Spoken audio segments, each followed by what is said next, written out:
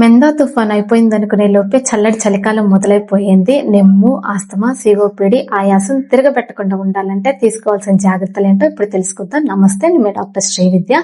1, చేతుల్ని శుభ్రంగా కడుక్కోవడం.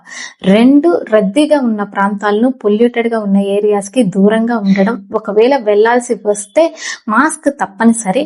3, కిచెన్ స్మోక్ వల్ల, మస్కిటో కాయిల్స్ వల్ల, హెవీ ఫర్నిచర్ మీద ఉన్న దుమ్ము ధూళి వల్ల ఇంట్లో ఉన్న గాలి క్వాలిటీ కూడా తగ్గిపోతుంది.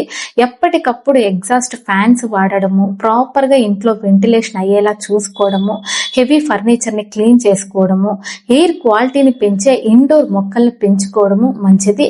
4, స్మోకింగ్ చేయడమే కాదండి, దాని పక్క నుండి పీల్చడం కూడా ప్రమాదకరమే, దానికి దూరంగా ఉండండి. 5, vaccines, flu vaccine, pneumonia vaccine తీసుకోవడం మంచిది. 6, మీ డాక్టర్ గారు చెప్పిన ప్రకారము ఇన్హేలర్స్ ని యూజ్ చేయండి.